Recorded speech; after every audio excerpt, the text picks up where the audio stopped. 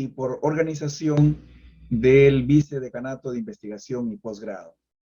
Para dar inicio a esta sesión del mes de agosto, voy a dejar la palabra al doctor Manuel Izaguirre Sotomayor, nuestro vicedecano de investigación y posgrado de la Facultad de Medicina de la Universidad Nacional Mayor de San Marcos. Doctor Izaguirre, por favor. Muy buenas noches con todos y cada uno de ustedes. El Vicedecanato de Investigación y Posgrado les da nuestra más cálida bienvenida a todos y cada uno de ustedes por asistir a esta videoconferencia que vamos a tener el gusto y el privilegio de embebernos en la vasta experiencia del doctor Víctor Rosas en el área del manejo de los problemas del equilibrio ácido-base. Y no nos queda más que agradecerle esa deferencia hacia el Vicedecanato de Investigación y Posgrado. Agradecerle también al doctor Miguel Sandoval por la conducción de esta videoconferencia. Muy buenas noches con todos y cada uno de ustedes y a gozar de la video experiencia a cargo del doctor Víctor Rosas. Muchas gracias, doctor Víctor Rosas, por su deferencia y el privilegio de darnos de compartir su experiencia con nosotros. Adelante, doctor Sandoval. Muy amable, muchas gracias, doctor Manuel Izaguirre. El doctor Víctor Vladimiro Rosas Olivera es graduado de la Facultad de Medicina de San Fernando de nuestra casa de estudios, la Universidad Nacional Mayor de San Marcos. Hizo residencia en Medicina Interna en el Hospital Henry Ford y la especialidad en nefrología en la Universidad de Michigan. Diplomado en Medicina Interna y Nefrología por la American Board of International Medicine. También es profesor emérito de Medicina Clínica de la Universidad del Estado de Michigan, director médico emérito, expresidente de la Red Renal del Medio Oeste de los Estados Unidos, de Michigan, miembro de la Academia Nacional de Medicina del Perú, seleccionado como uno de los mejores médicos de los Estados Unidos en la sección del Medio Oeste en los años 1996, 97, 1998, 99 y en el año 2000 y 2004. Premio Campeón de la Esperanza de la Fundación Nacional Riñón Estados Unidos, profesor honorario de la Universidad Nacional San Antonio Abad del Cusco, past presidente de la Peruvian American Medical Society y miembro de numerosas sociedades profesionales, publicación de numerosos artículos científicos y conferencista regional, nacional e internacional. Es un resumen muy apretado de todo su currículum y vamos, como ya lo dijo el doctor Manuel Izaguirre, a tener el placer y a disfrutar esta conferencia del doctor Víctor Vladimiro Rosas Olivera. Como ya todos los sabemos, los que participamos, al final habrá el espacio para vuestros comentarios, vuestras preguntas que puedan hacer. Damos la bienvenida y el pase inmediatamente al doctor Víctor Rosas Olivera. Adelante, doctor, bienvenido. Muchísimas gracias, doctor Izaguirre, doctor Sandoval. Para mí es una satisfacción muy grande estar de vuelta con los alumnos de nuestra querida Facultad de Medicina de San Fernando. El objetivo de esta charla es brindar a los estudiantes de medicina las herramientas necesarias para poder hacer una evaluación clínica adecuada a aquellos pacientes que tengan alteraciones en el equilibrio ácido-base. Quiero comenzar esta presentación para algunos conceptos básicos y empezando con el de la definición de ácidos y bases. Ácidos son compuestos capaces de donar iones de hidrógeno. Cuando un ácido orgánico se disocia, genera un ion de hidrógeno y su conjugado, una base o anión. Tal es el caso, por ejemplo, del ácido láctico, que al disociarse generará un ion de hidrógeno y un anión que es el lactato. Por otra parte, las bases son compuestos capaces de aceptar los iones de hidrógeno. Y como ejemplo tenemos el bicarbonato, que al aceptar un ion de hidrógeno puede formar lo llamado el ácido carbónico, que después se desdoblará en agua y anhídrido carbónico o CO2. Lo interesante del caso es de que el hidrógeno es el ion más pequeño con un peso atómico de 1. La concentración de iones de hidrógeno en el plasma es sumamente pequeña, de solamente 0.00004 milimoles por litro o 40 nanomoles por litro. Es una concentración 1.000.000 de veces más baja que la concentración de bicarbonato. Y quiero que ustedes piensen la cantidad de hidrógeno, de iones hidrógeno que se generan de manera diaria, ya que un adulto con una dieta típica occidental genera 70 milimoles de iones hidrógeno o 70 millones de nanomoles. Una cantidad bastante grande, lo que hace necesario tener un mecanismo para asegurar que se eviten fluctuaciones en los niveles de hidrógeno. O sea, pues, de que cada ion de hidrógeno que sea producido sea inmediatamente removido y así mantener sus niveles relativamente constantes. La concentración de iones de hidrógeno, como repito, debe ser mantenido en un rango muy estrecho. Niveles elevados de iones de hidrógeno pueden afectar la función y estructura de las proteínas. Por lo tanto, fisiológicamente, para el adecuado funcionamiento de todos los órganos, es extremadamente importante de que esto sea controlado de manera estrecha. Igual, nuevamente repito, cada ion de hidrógeno producido debe ser removido del sistema. Y para eso tenemos el llamado sistema de buffering o un sistema de amortiguamiento de iones de hidrógeno. La concentración de iones de hidrógeno, repito por tercera vez, debe ser mantenido en un rango muy estrecho para evitar la protonización de las proteínas y así no se altere su forma ni función. El bicarbonato, que es la parte elemental, fundamental de este sistema de amortiguamiento, es capaz de aceptar el ion de hidrógeno y forma el ácido carbónico y luego se desdobla en agua y CO2. El CO2 es eliminado a través de la ventilación pulmonar. Para que esta reacción sea siempre dirigida hacia la derecha, es importante entonces mantener estos niveles de CO2 bajos con una adecuada ventilación pulmonar. Si existe algún problema pulmonar, una neumonía extensa, un problema de enfermedad obstructiva pulmonar crónica, esto va a ser un poco dificultoso de mantener estos niveles de CO2 bajos, entonces habrá un problema en mantener este sistema de buffering de una manera adecuada. Y esto nos trae al concepto de la ecuación de Henderson-Hasselbalch. Lawrence Henderson era un profesor de bioquímica en la Universidad de Harvard y alrededor de los años 1910, él pudo determinar de que esa concentración tan baja de iones de hidrógeno en el plasma estaban determinados por la proporción del PCO2 en la sangre arterial y el bicarbonato plasmático. Subsecuentemente, un investigador danés, el doctor Hasselbalch, aplicó lo llamado el logaritmo negativo de esta concentración de iones de hidrógeno y así se derivó el concepto de pH. O sea, en realidad el pH es una manera de indicarnos la cantidad o concentración de estos iones de hidrógeno. Y el pH, por supuesto, está determinado por la relación del bicarbonato, controlado fundamentalmente por el riñón, y la cantidad de PCO2, controlado fundamentalmente a través de la ventilación pulmonar. O sea que, por ejemplo, en el caso de la acidosis metabólica, lo que va a ocurrir es el pH va a disminuir y esto se debe a una disminución significativa del bicarbonato.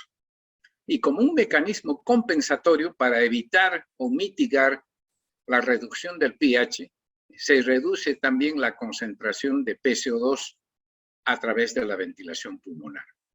Obviamente es mucho mayor la baja de la concentración de bicarbonato que la de PCO2. El otro concepto importante en evaluar las alteraciones del equilibrio ácido-básico es conocer algo fundamental sobre la brecha de aniones. Ustedes conocen por química o bioquímica de que debería haber un balance entre las cargas positivas de iones y las cargas negativas. O sea, si nosotros sumamos las cargas positivas de todos los electrolitos, sodio, potasio, calcio, etcétera, deben estar completamente balanceados con los electrolitos de carga negativa, cloruro, bicarbonato. Pero no existe ese balance absoluto, existe una brecha. Y esa brecha es debido a la presencia de proteína que también tiene una carga eléctrica, es una carga negativa. De tal manera que normalmente siempre va a haber esa brecha debido a la presencia de proteína. En casos de acidosis metabólica, esta brecha puede ser incrementada significativamente. Como ustedes ya saben, en la acidosis metabólica el bicarbonato disminuye.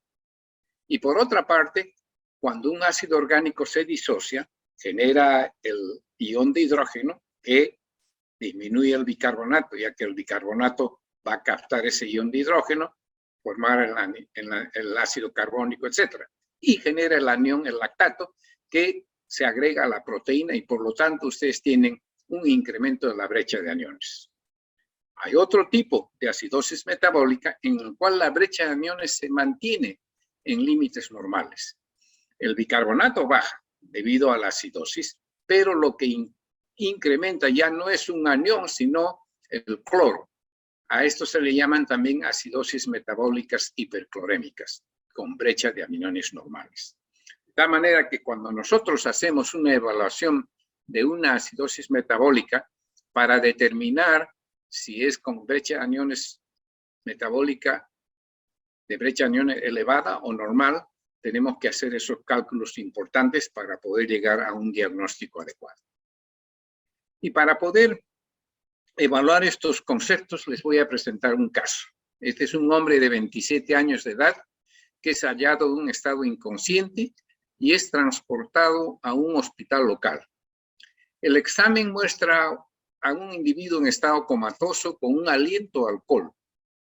Su presión arterial es de 105,67. Sus exámenes de laboratorio son los siguientes: sodio 109, poco de hiponatremia, potasio 3.4, cloro 94, el bicarbonato significativamente disminuido. La urea 11, creatinina 1.6, glucosa 72, el lactato normal, la osmolaridad sérica 300, el pH arterial disminuido, el PCO2 arterial 24. Le midieron niveles séricos y el etanol era negativo. Ojo, el paciente tenía un aliento a alcohol, pero no encontraron etanol en la sangre. Cetonas medidas por el test de nitropreciato, negativos. Igualmente negativos fueron la test para determinar si tenía salicilatos y el beta-hidroxibutirato.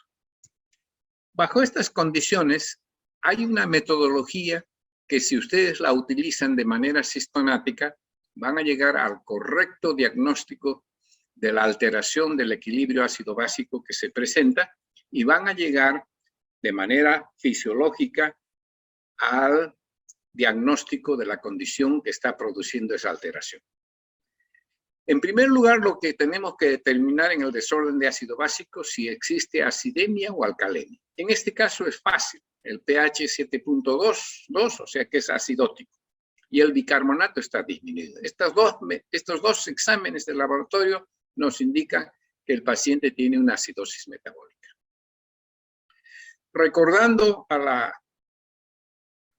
la ecuación de Henderson-Hasselbalch, recuerden de que el bicarbonato, una base, captura el hidrógeno, forma el ácido carbónico H2CO3, que después se desdobla en agua y CO2, y el CO2 es ventilado hacia el exterior por los pulmones, para tratar de mitigar ese pH. Entonces, el segundo paso que nosotros debemos tomar es si esa mitigación que los pulmones hacen es adecuada.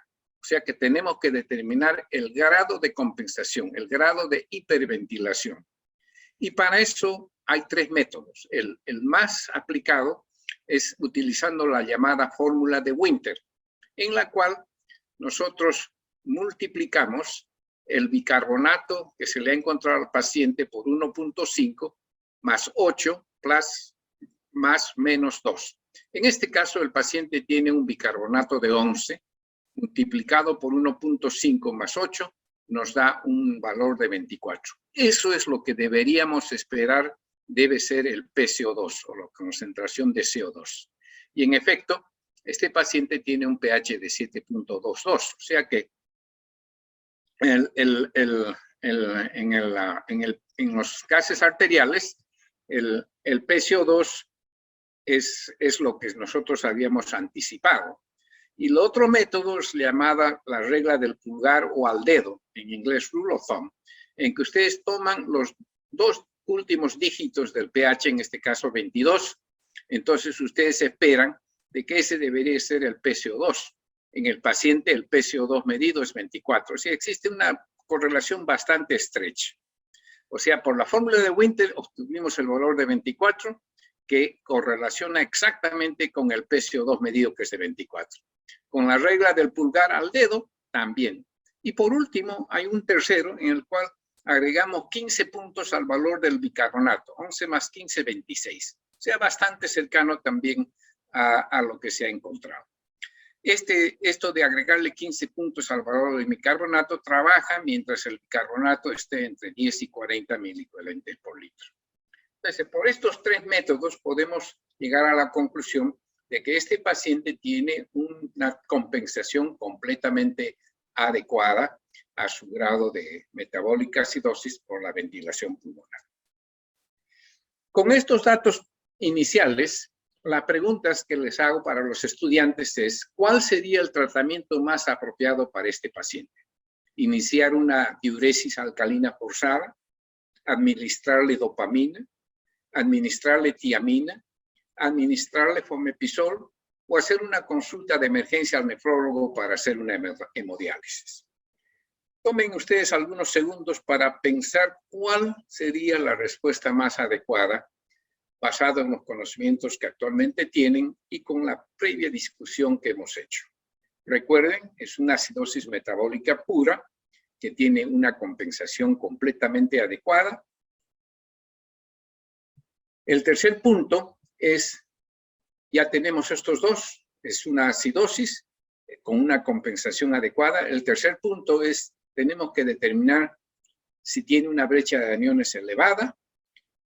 Y si tiene una brecha de aniones elevada, tenemos que calcular lo que se llama el ratio delta-delta, que les voy a explicar en un momento. Y por último, poder llegar a la causa primaria de este desorden clínico.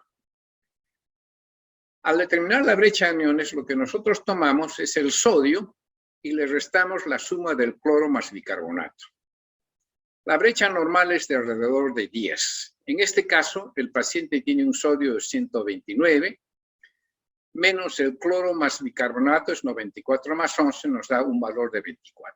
O sea que inmediatamente llegamos a la conclusión de que este paciente tiene una acidosis metabólica con una brecha de aniones elevada. Es importante saber eso porque en el diagnóstico diferencial, una vez que ustedes sepan que tiene una brecha de aniones elevada, ya se reducen el número de condiciones clínicas que pueden ser responsables de este problema. Y repito, una molécula de ácido metabólico se disocia entre un hidrógeno y, por supuesto, el anión es amortiguado por el bicarbonato. Y en general, por cada ion de hidrógeno que se genera, amortiguado por bicarbonato, debe haber un anión que también se genera y que se agrega a la brecha de aniones. O sea, por cada miliequivalente que disminuye el bicarbonato, debe haber 1 de incremento en la brecha de aniones. O sea, es una proporción 1:1. En el caso de un ácido fuerte, como el ácido hidroclórico, el ion de hidrógeno es amortiguado por un bicarbonato y un cloro. Acá no hay generación de anión no medido, por lo tanto no existe una acidosis con brecha de aniones.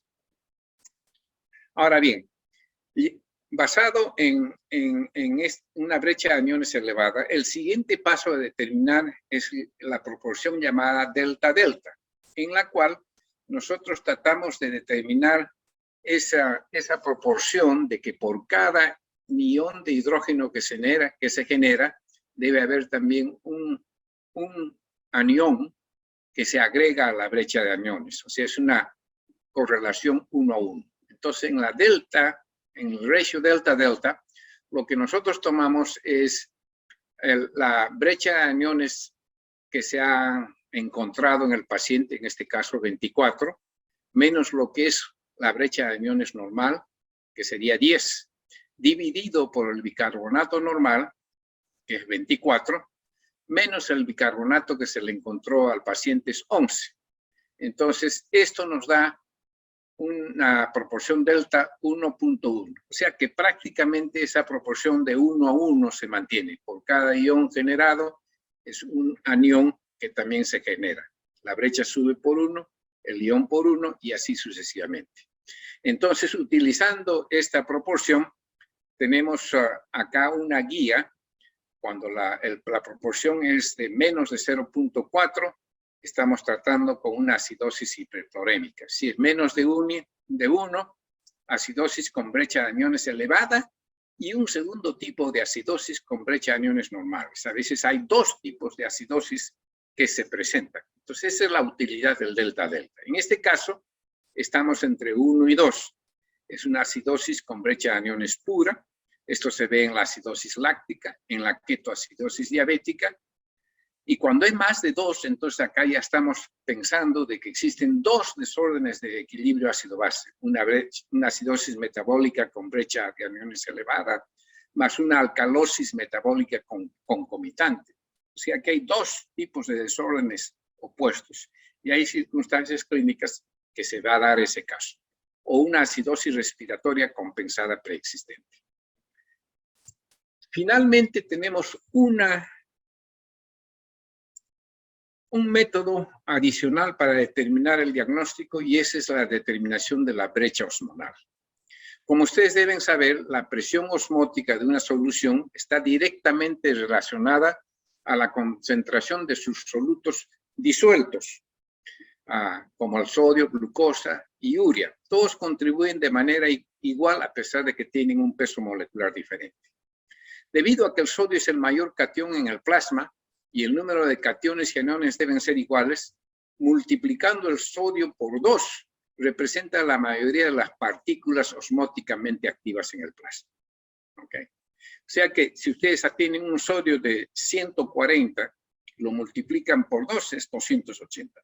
Más o menos esa sería la osmolaridad del paciente. Si uno quiere ser un poquito más exacto, entonces uno toma la glucosa, que lo divide por 18 y la urea por 2.8. En este paciente, multiplicando el sodio por 2, la glucosa 78 dividida por 18, la urea 11 por 2.8, nos da 258 más 4, 266. O sea, esa sería la osmolalidad calculada, lo que nosotros deberíamos esperar de que este paciente tiene. Si hubiéramos utilizado solo el sodio, nos hubiera dado más o menos 260 y tantos, casi igual, ¿no? O sea que estamos en ese nivel.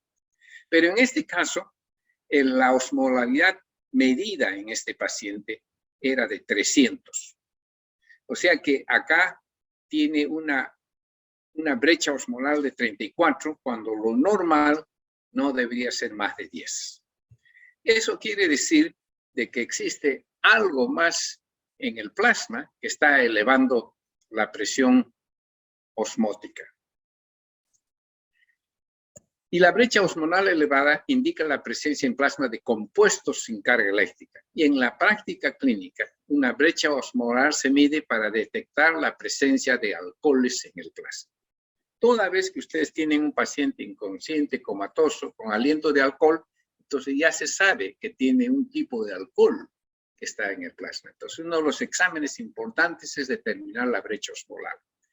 Y esos alcoholes son el etanol, el metanol, el etileno glicol. Estos son alcoholes y el alcohol propílico. Hay un anticongelante que se utiliza para llenar los radiadores de los carros y evitar que en las zonas frías el agua del radiador se congele. Entonces, este anticongelante está hecho a base de un alcohol, el etileno glicol. El metanol, que es un tipo de alcohol que se utiliza para productos industriales, como por ejemplo en la manufactura de pinturas, a veces se utiliza en reemplazo del alcohol etílico y termina apareciendo en preparados como el vodka, el aguardiente o el ron. Y esto es bastante peligroso porque, por ejemplo, en el año 2016 se reportaron 74 muertes en Irkutsk, en Siberia, en Rusia, debido a vodka contaminado con metanol. En Costa Rica, hace 3 años, 20 fallecidos debido a un aguardiente contaminado con metanol. Y hace 2 años, en medio de la pandemia de COVID, 203 muertes en la República Dominicana por ron contaminados con metanol. ¿Okay? Ojo, ¿por qué esto es problemático? El metanol se metaboliza a través de una enzima, la alcohol deshidrogenasa, forma formaldehído, últimamente después de otra enzima, ácido fórmico. Este ácido fórmico es la fuente de la acidosis y también el ácido fórmico es extremadamente tóxico para la retina, puede producir ceguera. Entonces, una manera para bloquear esta cadena metabólica es inhibir la enzima alcohol deshidrogenasa y eso se hace suministrando al paciente etanol, whisky, o una droga que inhiba la enzima, en este caso fomepizol. Cuando yo era residente y en el hospital no existía fomepizol y siempre en la farmacia teníamos whisky disponible para estos casos, para poder competir con el metanol por la enzima y permitir que el metanol entonces se elimine por filtración glomerular. Igualmente, el etileno-glicol, el anticongelante que les había comentado, también requiere de la enzima alcohol deshidrogenasa, termina formando ácido oxálico, fuente de la acidosis, y además estos pacientes tienen algo interesante, eliminan bastante oxalato en la orina y su examen de orina tiene numerosos cristales de oxalato de calcio que tienen una característica apariencia. En estos pacientes se utiliza piridoxina y tiamina para bloquear el paso de ácido glioxílico a ácido oxálico. De tal manera, pues, de que en la acidosis metabólica con brecha de aniones elevada, vuelvo a repetir, un ácido se disocia en hidrógeno, que es amortiguado por la bicarbonato y genera un anión. Entonces, con el hidrógeno disminuye el bicarbonato y con el anión se incrementa la brecha de aniones. Hay una regla mnemónica que ustedes deben recordar para el resto de sus vidas. Gold mark. Gold en inglés quiere decir oro. Y mark quiere decir marca, la marca de oro. La G se refiere a glicoles, etileno y propileno. La O, oxoprolina, que viene a ser genera últimamente ácido piroglutámico y que viene del metabolismo del acetaminofén, uno de los analgésicos y antipiréticos que es de bastante uso. 2 tipos de acidosis láctica, la L por la acidosis láctica L y la D por la acidosis láctica D. La M por el metanol, la A por aspirina, la R por insuficiencia renal y la K por ketoacidosis diabética, alcohólica o por falta de ingestión de alimentos. Estas son todas las condiciones clínicas que tienen el potencial de producir acidosis metabólica con brecha de aniones elevadas. Y recordando siempre, gold mark. De tal manera, pues, de que la respuesta a la pregunta, ¿cuál sería el abordaje terapéutico para este paciente? El principal tiene que ser inhibir la enzima alcohol deshidrogenasa. Y eso se hace administrando fomepizol, que se conoce también con el nombre de antisol, que es un inhibidor de la enzima alcohol deshidrogenasa. No sé si en el Perú ya tenemos fomepizol, pero si no, la alternativa sería utilizar alcohol etílico, whisky. De otra manera, embriagar al paciente con alcohol etílico para utilizar la enzima y prevenir ese metabolismo del metanol. Y por último, un artículo que encontré hace unos años en El Comercio dice que 1 de cada 3 botellas de licor que se vende en el Perú es adulterada o de contrabando. Y que las bebidas alcohólicas ilegales que circulan en el país, en un 92% de esos casos son licores destilados como el ron, el pisco y el whisky. Y es el que el Perú tiene uno de los volúmenes más altos de estos bebidas bambeadas, se puede decir. Y yo he visto muchos casos en el Perú de gente que se ha vuelto ciega por consumir vinos alterados y bebidas alcohólicas alteradas con metanol. O sea que ustedes siempre deben estar muy conscientes de no ser tentados de comprar un whisky que tiene un precio increíble en la parada o en cualquier otro sitio, el Hueco o en Polvos Azules o donde usted quiera. Y siempre estar alerta a esta condición clínica. Rápidamente les presento un segundo caso. Esta es una paciente de 28 años de edad, proveniente del departamento del Cusco, que es evaluada por una erupción de la piel de la cara que se ve acá en la fotografía. Ustedes pueden ver ese rash malar. Los exámenes de laboratorio muestran un sodio normal, un potasio 3.2 bajo, un cloro elevado 114, bicarbonato bajo, urea normal, creatinina normal, análisis de orina, trazas de proteína, un pH 6.5 y acá tienen los niveles de electrolitos en la orina. La pregunta en esta paciente, ya ustedes saben algunas cositas sobre acidosis metabólica, que es lo que esta paciente tiene, loperamida, hidroclorotiazida, citrato de potasio 1 a 3 microequivalentes por kilo por día, o bicarbonato de sodio 5 a 15 miliequivalentes por kilo por día. ¿Cuál de esas terapias sería la que ustedes recomendarían para tratar la acidosis metabólica de esta paciente?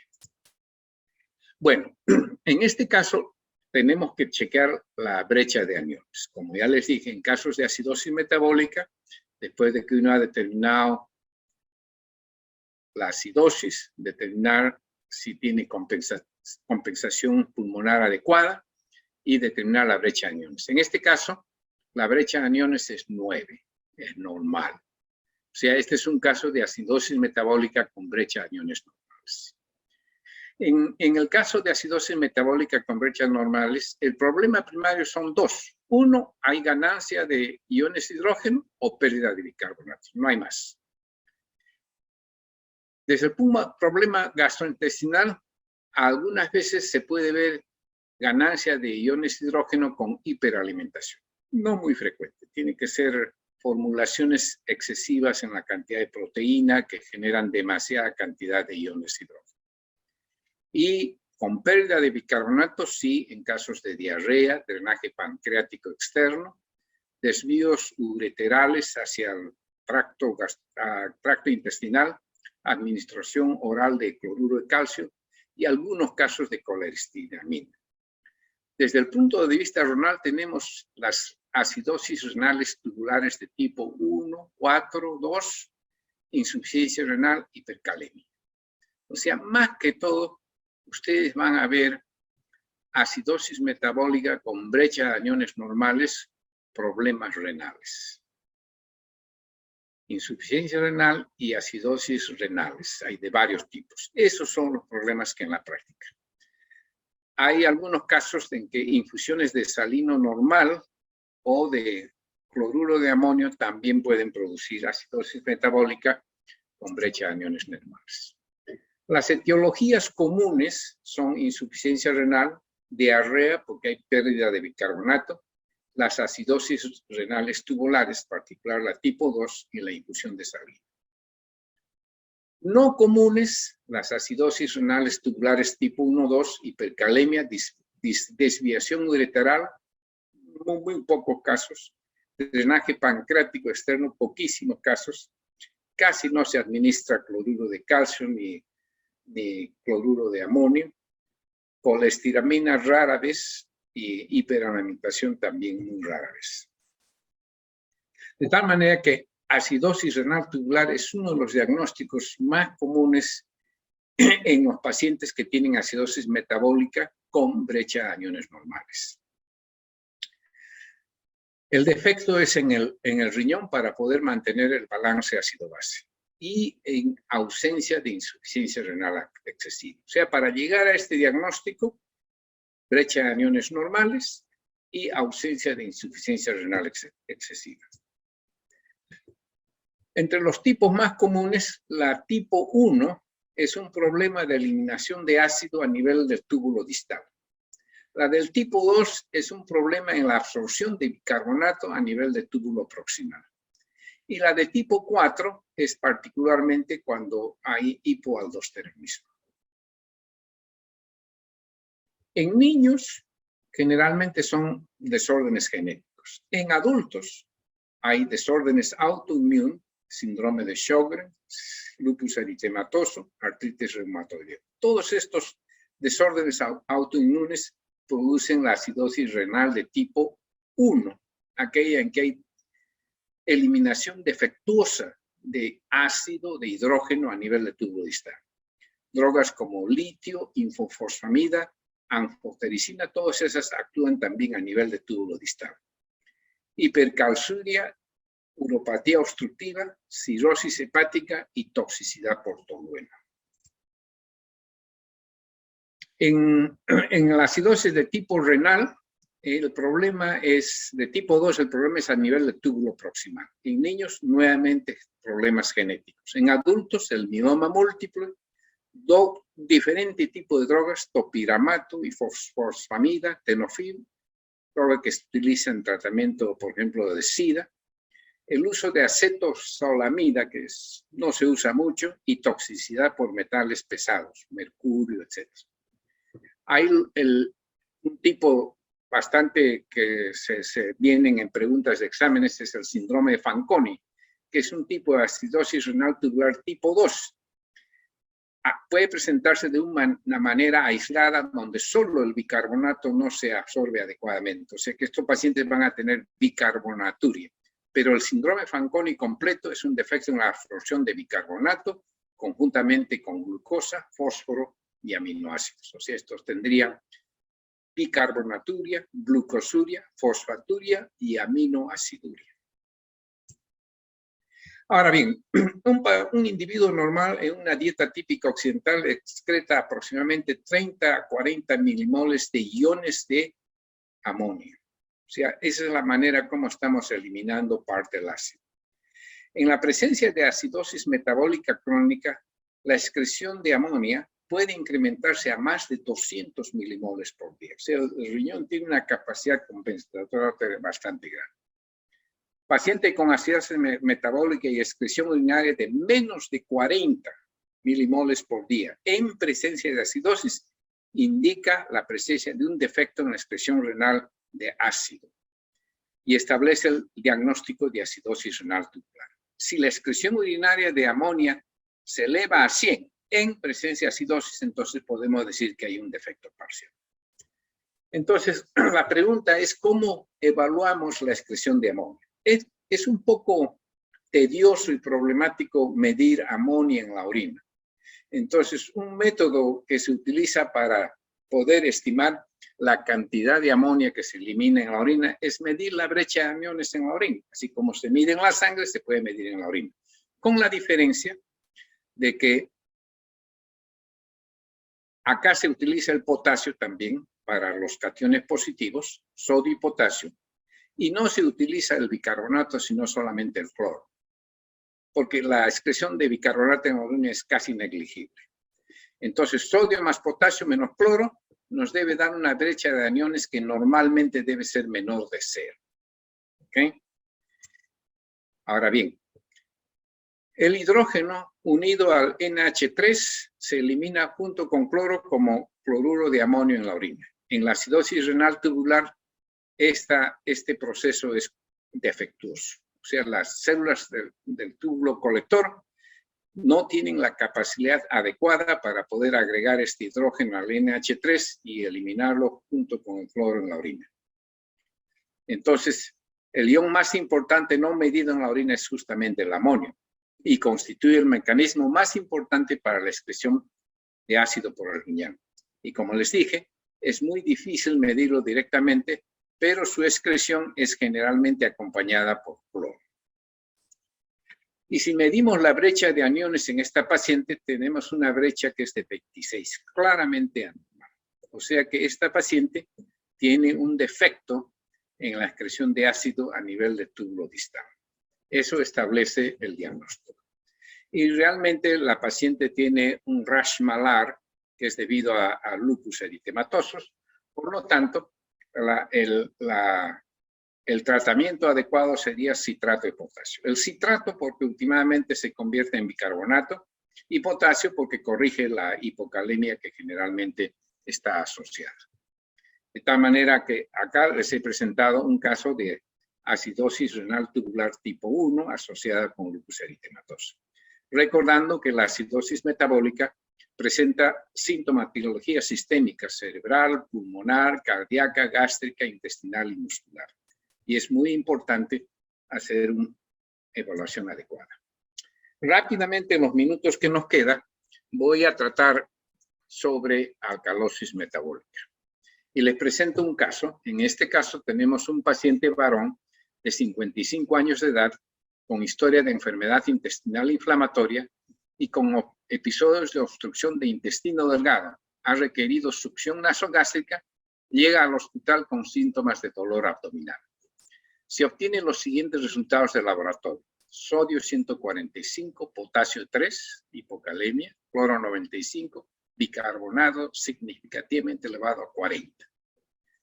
Gases arteriales, pH 7.55, rango alcalótico. PCO2 incrementado a 55. Y en la orina, sodio 45, potasio 23, cloro 9 milicuevalentes. Entonces, ¿cuál sería el diagnóstico del equilibrio ácido-básico en este paciente con obstrucción intestinal? Recuerden que en el slide anterior les he dicho que tiene un PCO2 de 55, un bicarbonato de 40 y un pH 7.55. Será una alcalosis respiratoria, una alcalosis metabólica resistente a administración de solución salina o una alcalosis metabólica sensible a la administración de solución salina. Ok, siguiendo la metodología de evaluación de indisturbio equilibrio ácido básico, ya hemos dicho, lo primero tenemos que determinar qué tipo de alteración es. En este caso es alcalemia, pH claramente elevado, 7.5. Hay alcalosis metabólica porque el bicarbonato está significativamente elevado. Ahora, ¿cuál es la compensación pulmonar? En el caso de alcalosis metabólica, nosotros esperamos un incremento del PCO2 entre 0.5 a 0.7 milímetros de mercurio por cada miliequivalente de bicarbonato que se ha incrementado.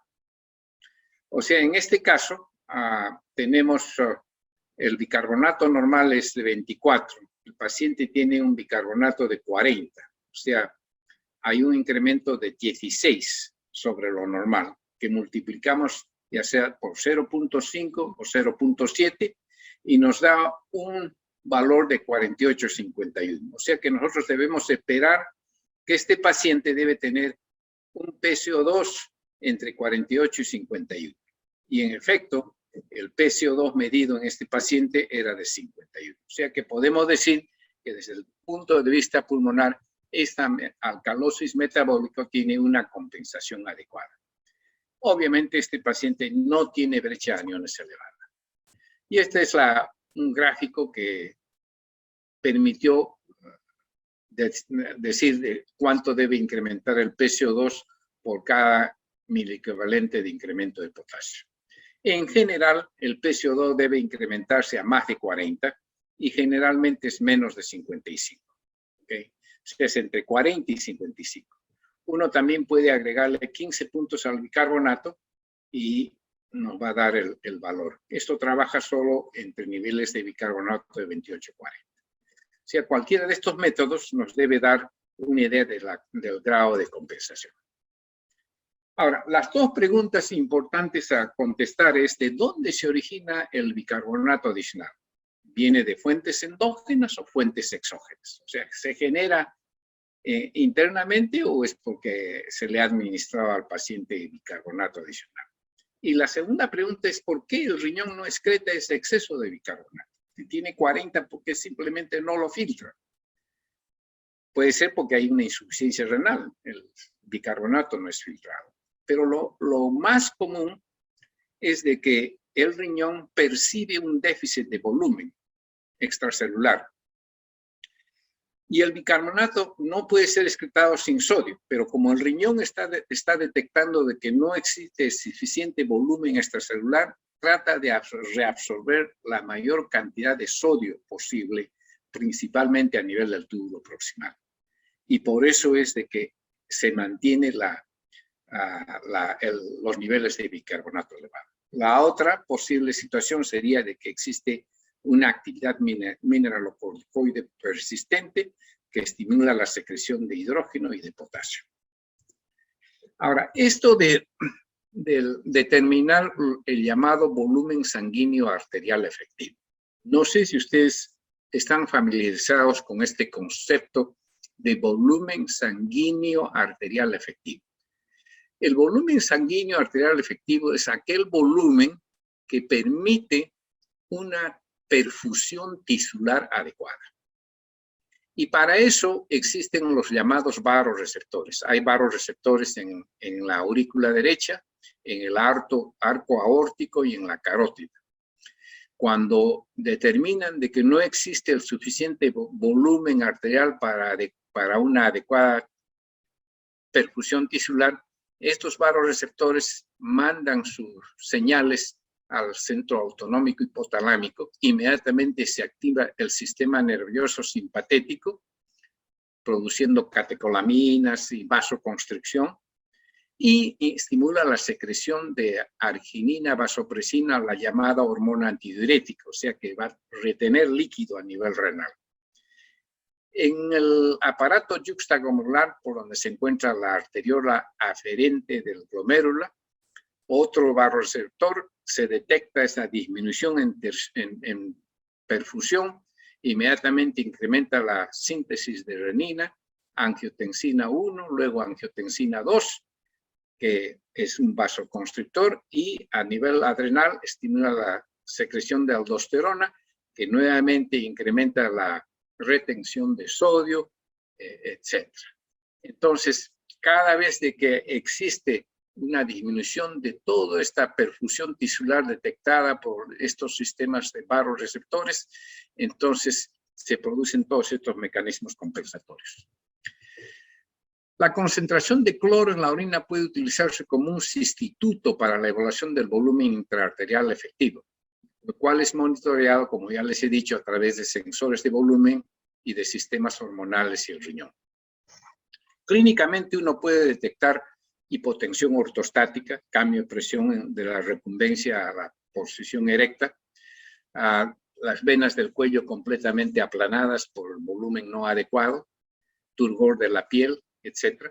Pero desde el punto de vista de análisis en un paciente alcalótico, si nosotros queremos determinar si tiene un volumen arterial efectivo, medimos el cloro en la orina. De tal manera de que un cloro de menos de 15 miliequivalentes por litro es un cloro bajo en la orina y que se presenta justamente en estos casos de contracción de volumen, hipotensión. Un paciente que ha tenido vómitos o que tiene succión nasogástrica puede tener significativamente disminución de volumen y disminución de la circulación arterial efectiva. Entonces va a tratar de retener cuanto sodio pueda y por eso que no puede eliminar el bicarbonato y el bicarbonato se mantiene elevado. Entonces a esto se llama una alcalosis metabólica sensitiva salina. La presentación típica, vómitos recurrentes y succión nasogástrica, y el tratamiento hay que darle inclusión de cloruro de sodio para restaurar el volumen y permitir de que ese bicarbonato se elimine en la orina. De tal manera que la respuesta correcta a la pregunta era que este paciente tiene una alcalosis metabólica sensible a la administración de solución salina. Para terminar, un par de casitos rápidamente. Tenemos un paciente hipertenso con hipocalemia y alcalosis. Paciente de 57 años de edad con historia de hipertensión desde los 27 años, o sea, casi 30 años. En múltiples ocasiones se ha notado presencia de hipocalemia. En el presente recibe una combinación de 4 antihipertensivos: hidroclorotiazida, verapamilo, enalapril, doxazocin, además de cloruro de potasio. A pesar de estos 4 antihipertensivos y de la administración de cloruro de potasio, el paciente tiene sigue por encima de con niveles considerados normales de presión arterial y tiene hipocalemia 3.1 y un bicarbonato de 30. O sea que este paciente tiene hipocalemia y alcalosis. Su aldosterona está elevada a 26 y la actividad de renina plasmática es baja, 0.5. Y si uno utiliza el promedio de aldosterona-renina, el ratio aldosterona-renina es 52. Estos son diagnósticos para indicar de que existe un incremento de actividad mineralocorticoide. Y el caso prototípico de esto, entonces, es una alcalosis metabólica resistente a salina. En este caso no hay volumen disminuido, al contrario, es un paciente hipertenso con volumen expandido, lo opuesto. Y si nosotros medimos el cloro en la orina va a ser más de 15, o sea que el cloro en orina elevada. El cloro en la orina nos está ayudando a distinguir las alcalosis que responden al salino y las alcalosis que son resistentes. Y la presentación típica de una alcalosis metabólica con cloro de más de 15 y resistente a salino es la presentación de un tumor secretor de aldosterona, como lo pueden ver en este tomograma. Acá ustedes pueden ver el riñón, la flecha en blanco está mostrando el tumor en la adrenal que tiene en el hígado. ¿Okay? O sea que este es un caso de un hiperaldosteronismo primario, un tumor secretor de aldosterona que está produciendo la alcalosis. Otras condiciones de alcalosis metabólica resistente a salina, además del hiperaldosteronismo, tenemos el síndrome de Cushing. 30 a 40% de estos pacientes con Cushing van a tener alcalosis metabólica. ¿Okay? Y el Cushing puede ser de origen pituitario, puede ser de origen adrenal, o puede ser la síntesis ectópica, generalmente de tumores de ACTH. Y lo interesante del caso es de que el receptor de aldosterona, hay un receptor de ahí en las células del túbulo colector, también puede responder al cortisol, ¿no? O sea, el cortisol, el ACTH estimula a las adrenales a producir cortisol, pero el cortisol, la afinidad del receptor de aldosterona al cortisol es muy baja. A pesar de que el cortisol, los niveles de cortisol son mucho más altos que el de la aldosterona, su afinidad es baja. Y, en segundo lugar, existe una enzima, la 11-beta-HSD2, y 11-beta-hidroxiesteroide de hidrogenasa 2, que convierte el cortisol a cortisona. Y la cortisona sí no tiene ningún efecto sobre el receptor de aldosterona. Si existe algún problema genético de que esta enzima no trabaja, entonces uno va a tener al aparente hiperaldosteronismo, pero sin aldosterona, ¿no? Porque el cortisol va a efectuar su acción sobre el receptor de aldosterona y producir el síndrome. La otra situación es cuando existen sustancias que pueden estimular al receptor de la aldosterona, tales como el licorice, que también se le conoce con el nombre Regalis. Es un producto que viene de la raíz de una planta que es muy dulce y lo utilizan justamente en la manufactura de dulces, en tortas e incluso en licores, en una serie de cosas, ¿no? Y claro, cuando uno lo consume de vez en cuando no produce nada, pero si hay gente que de manera diaria lo consumen, pueden desarrollar un síndrome pseudo hiperaldosteronismo. ¿Okay? Y por último, el síndrome de Lille, que se lo voy a explicar en un segundo. Casos especiales son los diuréticos. Un diurético puede producir hipovolemia por la diuresis, pero su cloro puede estar elevado por la acción del diurético. De tal manera de que cuando uno mide el cloro en un paciente que está en diuréticos es crucial. Si uno mide el cloro poco tiempo después que uno ha consumido, digamos, la furosemida, el Lasix, uno va a tener cloro elevado en la orina. Si lo chequea 6, 8 horas después, el cloro va a estar bajo. Hay otros casos en que el paciente puede estar hipotenso y con volumen contraído, pero con cloro elevado en la orina. Y esos son el síndrome de Bartter y el síndrome de Gittelman, que se lo explico ahora. Ustedes saben de que los diuréticos de asa, furosemida, actúan sobre el transporte de sodio, potasio y 2-cloro a nivel de la rama gruesa del asa de Henle ascendente. Entonces, ese es el efecto diurético. Entonces, estos pacientes van a tener natriuresis y cloruresis. Y esa es la génesis de la alcalosis metabólica y con volumen que puede estar contraído. El síndrome de Bartter es un síndrome en el cual la absorción de sodio, potasio, cloro es efectiva. O sea, es como si el paciente estuviera tomando un Lasix o una furosemida. En el túbulo contorneado distal tenemos la acción de las tiazidas que actúa sobre el cotransporte de sodio y cloro. Es un diurético de menos potencia que los diuréticos de asa, pero igual también pueden producir natriuresis y cloruresis. Y existe un síndrome genético en el cual esta absorción también es defectuosa y se llama el síndrome de Gittelman. Muy parecido al de Bartter, con la diferencia que el de Bartter produce incremento de calcio en la orina, hipercalciuria, y el síndrome de Gittelman lo opuesto.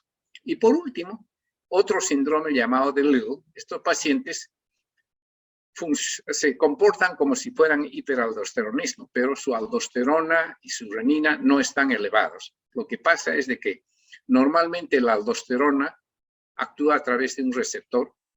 Este receptor hace que los canales epiteliales de sodio se inserten en la membrana del túbulo colector distal, células principales, y permiten la absorción de sodio.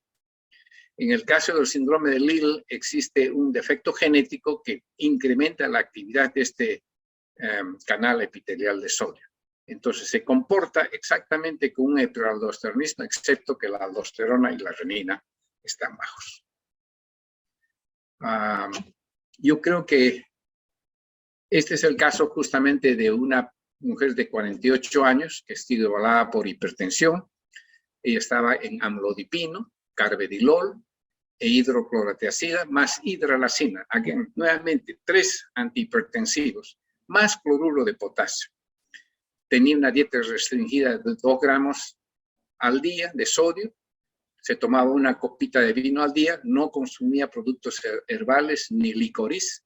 Su presión arterial tampoco no muy bien controlada, un poquito elevada, 145/87, a pesar de todo lo que está tomando. Historia familiar de hipertensión sin mayores detalles. Presión arterial 150/90.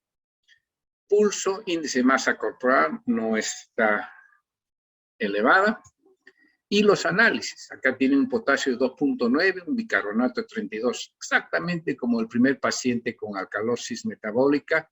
Pero en este caso, su actividad de revenina es muy baja, la aldosterona está relativamente baja, cortisol es normal. O sea, un paciente como si tuviera hiperaldosteronismo primario, pero con niveles de aldosterona, renina y cortisol bajos. Este es un caso de un síndrome de Leber.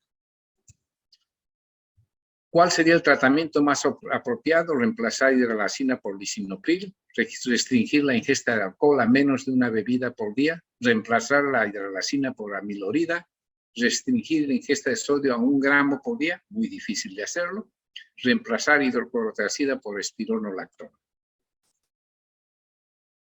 Y bueno, este es el caso del síndrome de Lille, puedo repetir, ¿no? Acá hay una hiperactividad del canal epitelial de sodio, lo cual permite el incremento de la absorción de sodio, y eso hace de que disminuya la positividad en el lumen tubular, permitiendo la salida de potasio. Y esa es la génesis de la hipocalemia y también del ion de hidrógeno.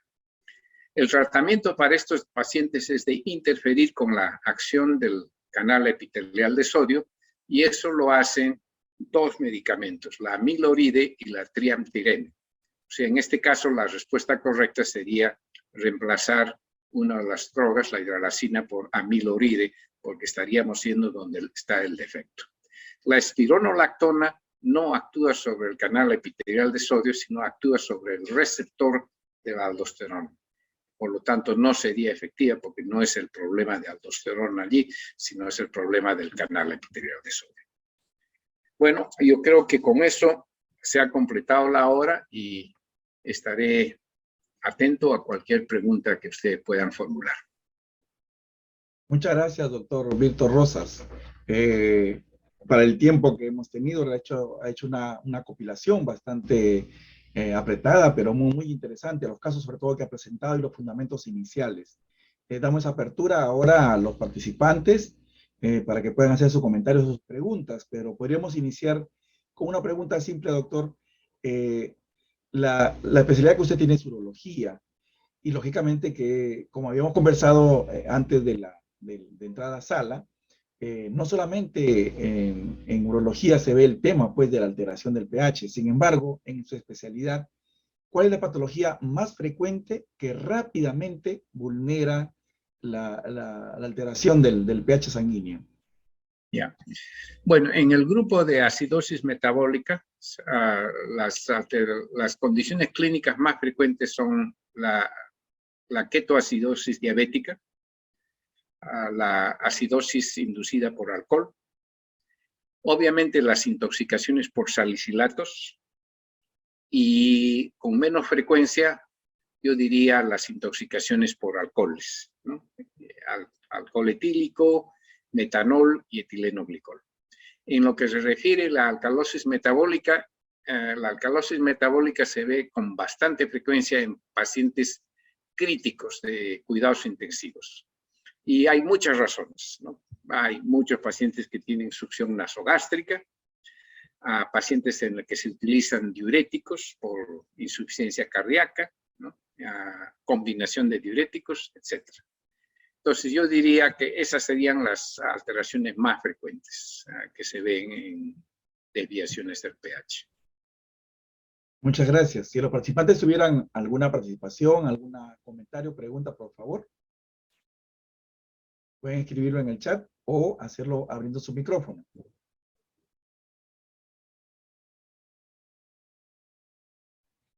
Buenas Tóqueme. noches. Adelante, Rosa Lira. Sí, de medicina interna. Quería preguntar si el doctor tiene alguna experiencia con los salicilatos que producen acidosis metabólica y algunos con anión GAP elevado. ¿Cuál sería el tratamiento? O sea, ¿sería retirar el salicilato, la aspirina o qué tratamiento más se puede dar? Claro, es una buena pregunta.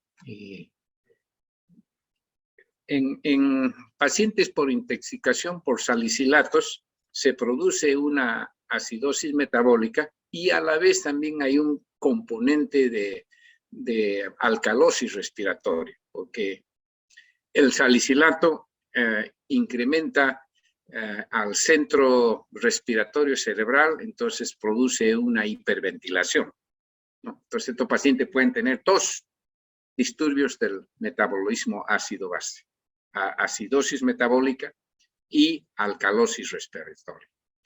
Y la intoxicación por salicilatos es una intoxicación que imita a pacientes que como si tuvieran un problema pulmonar, un problema cerebral y un problema infeccioso, porque pueden tener hipertermia, taquicardia, hiperventilación, alteraciones de sentido, confusión, etc.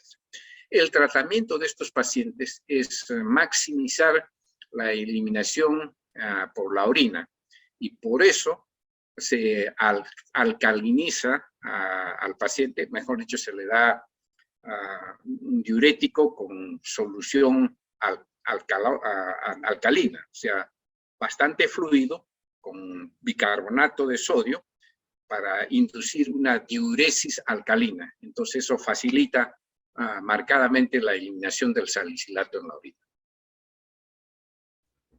Muchas gracias. Por el chat, Gracias. Villasante nos dice lo siguiente: excelente ponencia, doctor. ¿Qué opina del modelo Stewart para el abordaje del equilibrio ácido-base? Claro, hay otros modelos en los que se trata de calcular lo que se llama el exceso de base. En la práctica clínica no han sido muy prácticos, se puede decir, al utilizarlo. No ofrecen ninguna otra ventaja adicional de esta metodología que les he brindado. Estos son los métodos que yo les he delineado, son los que se usan más comúnmente y en la práctica diaria, y más fácil para los residentes y gente que está trabajando en el nivel hospitalario. Muchas gracias. En el volumen sanguíneo arterial efectivo que nos ha explicado, muy interesante, está relacionado directamente con la concentración de cloro en orina, como nos ha citado. Sin embargo, la concentración de cloro en los 1000 equivalentes por litro va a depender directamente del volumen de orina. Y el volumen urinario no es constante durante el día, la producción de volumen urinario. Si bien es cierto, la medición del cloro urinario no se requiere hacer una medición de 24 horas porque se puede hacer una medición simplemente a la orina espontánea. Sin embargo, ¿cuál sería la mejor forma de relacionar la medición de este cloro con el volumen sanguíneo arterial efectivo? Claro, esa es una buena pregunta. Yo creo que el problema en la medición de cloro está cuando el paciente está recibiendo diuréticos. Porque ese es el elemento que va a modificar significativamente la concentración de cloro en orina. ¿Ok? O sea que si el paciente ha tenido una dosis de Lasix, por decir, en la mañana, temprano, y va a sacarse su muestra de sangre 1 hora después, el paciente puede estar hipotenso, puede estar con hipotensión ortostática, volumen extracelular disminuido, sin embargo el cloro en la orina va a estar elevado. Entonces eso uno tiene que ser consciente, ¿no? En cuándo medir el cloro. Y los diuréticos de ASA, en particular la furosemida, que es el que se más usa, su tiempo de vida medio es relativamente corto, ¿no? Entonces uno tiene que, si uno va a medir el cloro, va a tener que medirlo mucho más tarde. Segundo, además del cloro, el sodio también, en casos de volumen arterial efectivo disminuido, el cloro y el sodio ambos están disminuidos. Caso en punto, un paciente es con cirrosis hepática. El paciente con cirrosis hepática puede tener ascitis, puede tener edema en las piernas, sin embargo su volumen circulatorio arterial efectivo es bajo. Y eso es debido a que su resistencia sistémica está disminuida. Es como tener una cañería así bien grande, ¿no? Y la cantidad de volumen no es suficiente para asegurar la perfusión tisular, a tener una cañería más pequeña que permite una mejor perfusión. Entonces, en pacientes cirróticos, en pacientes con insuficiencia cardíaca, es bastante común ver la alcalosis metabólica porque el volumen arterial efectivo está disminuido. Generalmente el cloro y el sodio medido en la orina va a estar bien bajo, por la avidez que tiene el riñón para absorber sodio a nivel de túbulo proximal. La otra cosa que también quiero mencionar es de que en la alcalosis metabólica es sobre todo de mucha importancia en pacientes que están intubados, porque una de las cosas que la alcalosis metabólica hace es disminuir el estímulo de respiración a nivel cerebral. O sea, es difícil extubar a un paciente para que respira por sí mismo en presencia de alcalosis metabólica. Generalmente esos pacientes fallan. Entonces, uno antes de intentar extubar a un paciente tiene que corregir la alcalosis metabólica, porque si no es un punto en que va a desfavorecer una extubación exitosa. Muy interesante, doctor. Nos ha escrito nuevamente Chris David y nos dice: en un paciente con acidosis metabólica severa, ¿cuál sería la indicación para la administración de bicarbonato? ¿Me guío del valor de pH? Claro, depende de la situación clínica, ¿no? En general, por ejemplo, nosotros vemos acidosis metabólica bastante severa, por ejemplo, en pacientes con acidosis diabética, ketoacidosis diabética, ¿no? Entonces, ¿a qué punto uno controla simplemente el azúcar, ¿no? Y al controlar la hiperglicemia y darle insulina, entonces se corrigen una serie de anormalidades y normalmente la acidosis metabólica va a ser mitigada. Pero a veces el pH está, sobre todo cuando está por debajo de 7, entonces ahí es necesario administrar bicarbonato de sodio. Porque si uno administra a niveles menos acidóticos, entonces cuando la hiperglicemia, por ejemplo, se corrige, uno termina con una alcalosis metabólica. Muy bien. Hemos tenido en estos 2 últimos años el problema de la pandemia. Y hay estudios que señalan que el hecho de que haya una acidosis se genera una estimulación para que se produzca mayor síntesis de receptor de enzima convertidora de angiotensina. Problema que generaba el COVID o la COVID, el SARS-CoV-2. En su experiencia, teniendo en consideración de que la indicación era controlar la presión parcial de oxígeno, más que el pH. ¿Había alguna relación?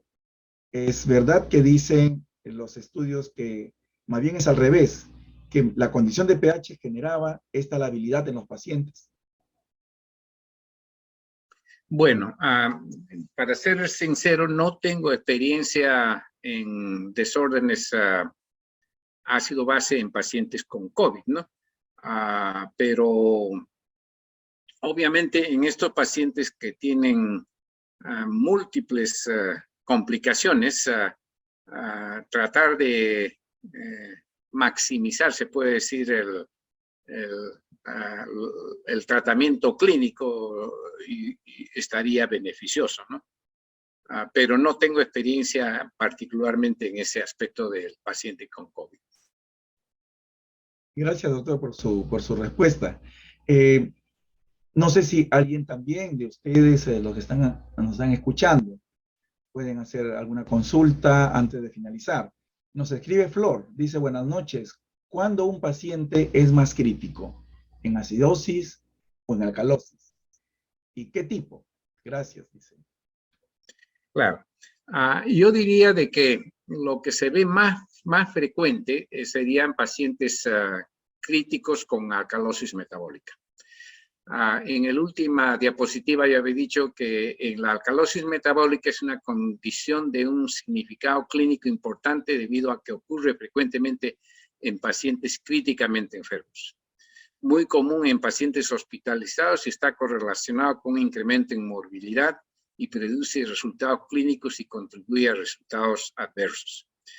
Estos son pacientes que tienen niveles bajos de potasio, magnesio, depresión de volumen, síntomas que se manifiestan con irritabilidad neuromuscular, arritmias, parestesias, espasmo muscular, confusión y convulsiones. Y, como ya había indicado, hipoventilación pulmonar y síntomas de hipoxia. Eso es lo que se ve con bastante frecuencia en pacientes hospitalizados. Claro, nosotros también vemos acidosis metabólica en pacientes que están en cuidados intensivos, sobre todo aquellos pacientes que son intoxicados particularmente por metanol, etilenoglicol, algunos casos con salicilatos y algunos de estos pacientes en los cuales los niveles del metanol o del etilenoglicol son lo suficientemente altos de que van a requerir hemodiálisis, pero no son muy frecuentes o no son tan frecuentes como las alteraciones que vemos en pacientes con alcalosis metabólica. Muchas gracias. ¿Alguna otra participación? Para finalizar, doctor, en su experiencia, siempre nos indican que hay valores de referencia, valores normales de variación de pH y valores límites de sobrevivencia. Sin embargo, escuchamos de que eso que nos dicen los libros y que está más o menos consensuado, no es en realidad, no son los límites, que hay casos extremos y que se han logrado salvar. En su experiencia, ¿cuáles son esos casos extremos de valores de pH muy alto y muy bajo que han logrado superar esa acidez o esa alcalemia, ¿no? Por ejemplo, en los casos de alcalosis metabólica, prácticamente sobrevivencia extremadamente rara cuando el pH es por encima de 7.6. ¿no? Esos son casos extremadamente críticos, ¿no? Con alcalosis más de 7.6. En la parte de acidosis metabólica, siempre la regla que se hablaba era, yo he visto casos que han sobrevivido con pH de 6.9, pero en general nosotros nos ponemos sumamente preocupados cuando el pH baja por debajo de 7. Muchas gracias, doctor. Interesante los datos que nos da, las experiencias que tiene en su especialidad. ¿Alguna participación más?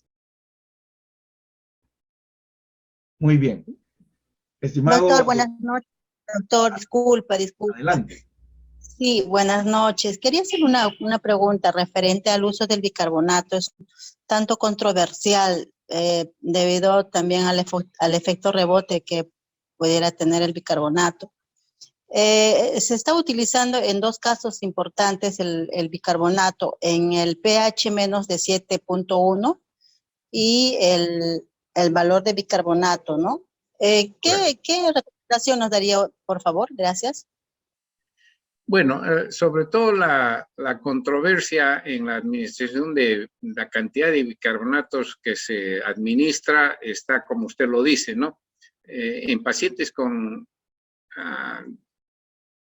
acidosis metabólica debido a diabetes o la ketoacidosis diabética, allí, por ejemplo, solo se administra el bicarbonato como cuando usted lo dice, cuando el pH está por debajo de 7.1, ¿no? Y en realidad no existe un consenso ni una cifra límite, decir, bueno, cuando llegas a 7 puntos, dale, ¿no? Todo depende del estado hemodinámico del paciente o el control de los factores precipitantes, ¿no? De la acidosis metabólica. De tal manera que yo no le podría decir exactamente esto es lo que, ¿no? Este es el algoritmo que se debe seguir, porque existen a favor y en contra, ¿no? Pero sí le puedo decir que uno tiene que hacer una evaluación integral, no solamente, como nos decían, no trates solamente el valor del laboratorio, que tienes que mirar al paciente, su condición hemodinámica, ¿no? Y los otros factores que van asociados por esto. Pero en general, yo estoy de acuerdo, ¿no? De que generalmente no tratamos de corregir el pH con administración de bicarbonato si es que no podemos solucionar el problema por otros medios. Pero quizás en una siguiente presentación con la discusión de casos clínicos podemos ahondar un poquito más en ese tema. Interesante pregunta la que acaban de hacer. Y eso conlleva, tal vez, doctor, abusando de su gentileza en respondernos, en su experiencia, ¿cuáles serían las pruebas? Bueno, debe tenerse mucha experiencia para tomar una decisión clínica, lógicamente, un tratamiento inmediato, pero ¿cuáles serían los valores de los exámenes auxiliares mínimos con la cual se puede proceder a un tratamiento, a una alteración del pH? ¿Cuáles son los valores mínimos que debe de tener la información para tomar una decisión? Bueno, yo diría que no, como le decía, ¿no? Cuando el pH se está acercando a 7, ¿no? Y tengo un paciente hemodinámicamente inestable, ¿no? Con manifestaciones cerebrales, pulmonares, yo estaría en favor de tratar al paciente un poco más agresivamente, ¿no? Por otra parte, si tengo un paciente con 7.1 y la diabetes está siendo controlada sin mayor problema, el paciente no tiene otras complicaciones, yo puedo ser un poquito más relajado en lo que se refiere a la cantidad o la rapidez con que puedo administrar bicarbonato, ¿no? Lo importante del caso, yo diría, es una evaluación integral, no solamente los valores estrictos, sino condición cerebral, cardíaca, hemodinámica, pulmonar. Muy amable, muchas gracias. ¿Alguna pregunta más por parte de nuestros participantes? Muy bien. Vamos a dar las gracias entonces al doctor Víctor Vladimiro Rosas Olivera por la gentileza que ha tenido en esta ocasión desde los Estados Unidos, donde está y radica, en ilustrarnos, recordarnos y presentarnos sobre todo los casos clínicos que son los más importantes y los casos de enseñanza, pues, donde uno aprende y recuerda más esta información.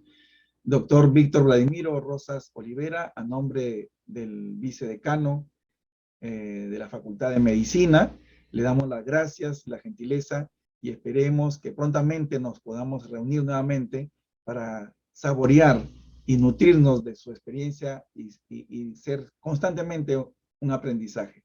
Sus últimas palabras, doctor. Muchas gracias. Bueno, mi agradecimiento al doctor Izaguirre y a usted, doctor Sandoval, por haber moderado esta charla.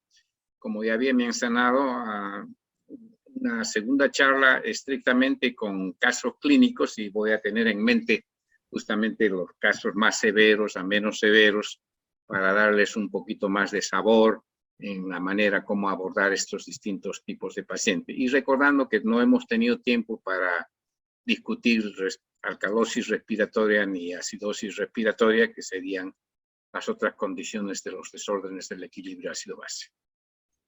Muy bien, doctor. Entonces queda el compromiso para una próxima reunión, y a todos los participantes agradecerles su asistencia, que siempre están al pendiente. Muchas gracias a todos y muy buenas noches. Gracias. Nos vemos. Adiós. Gracias.